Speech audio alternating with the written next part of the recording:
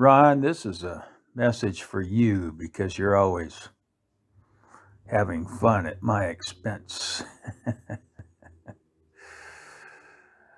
I originally poo-pooed Amazon because I actually saw a picture of it. It was Jeff Bezos and some other guy in the garage with a picnic table, and they had some books on it. And I forget how I got that picture or who put it up, but at that point in time, well, Jeff Bezos was a, what do they call it? One of those Wall Street guys, anyway, you know, financial dudes. But they're in his fucking garage in Seattle. 2-car garage, you know, at least it wasn't a 1-car garage. That would have cut the value of Amazon in half. They're in the fucking garage and they get a goddamn picnic table with books on it. And the way they structured the original issuance of stock was Bezos kept 99% and 1% was doled out to the public. So, of course, he could control the price to whatever extent. And I remember thinking, boy, a $7 billion market cap. And the guy has a 2-car garage, an aluminum table, and some books.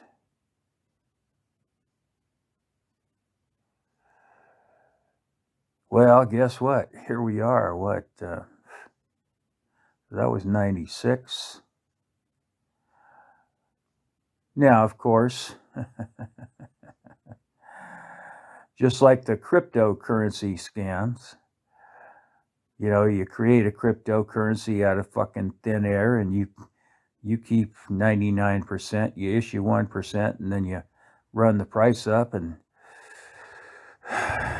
then you use the value of the crypto to buy out legitimate companies, just like fucking AOL did with Time Warner. I mean, it was like the original fucking example of, you know, this phenomenon of, you know, serious fucking financial crime. So you don't have to be a genius to see this shit. And still, Amazon. Oh. You know, after going 20-something years without a profit, not one fucking penny, then they're making a little bit of money, but their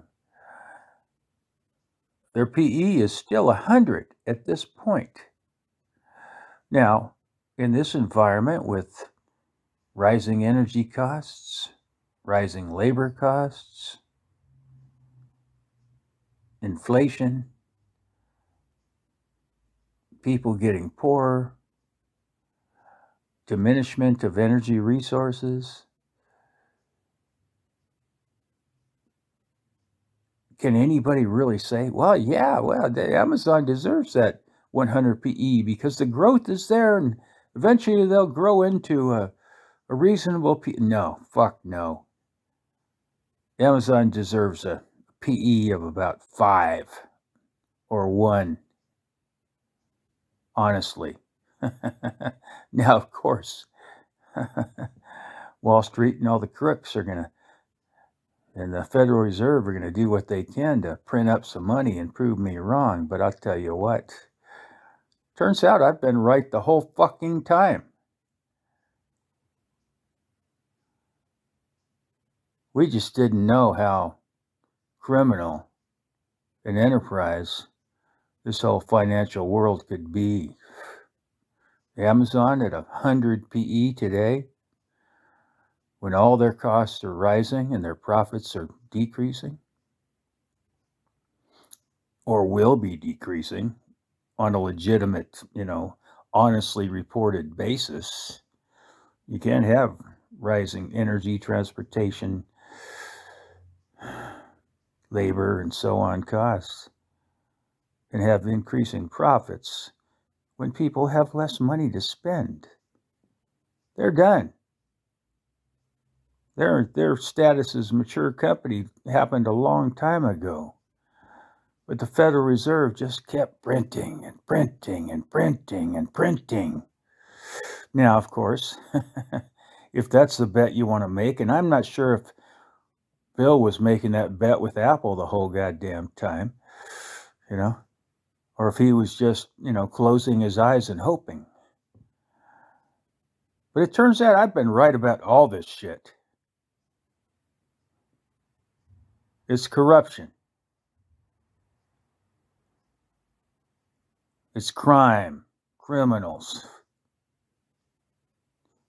Apple has a great product. No doubt about it. They get a lot of great products. But they're subject to the same constraints. We got an economy going in reverse here. And we've got an energy provision structure that is starting to become limited. So the idea, which was one of the first concepts I learned when I first started studying this stock stuff back in the mid-90s, was, the concept of a mature company and what it should trade at and what the dividends should be, And, oh, fuck, we're there. The only way this thing goes up is if the Fed keeps printing money and the dollar goes Zimbabwe. Then you got the number going up. But that's it. We're fucked. And I actually think that's the way it's going to go. I don't think they're going to stop printing.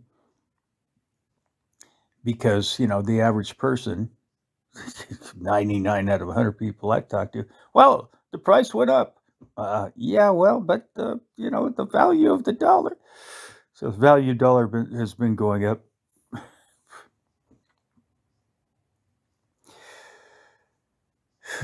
think we're there. I think Amazon is worth about $5 a share. Maybe $2. And Apple, I'd cut it in half. I mean, Apple, it's such a fantastic company, has such fantastic products. But I'd give it $75, $50 a share. And that's in a world that does not see a financial crash.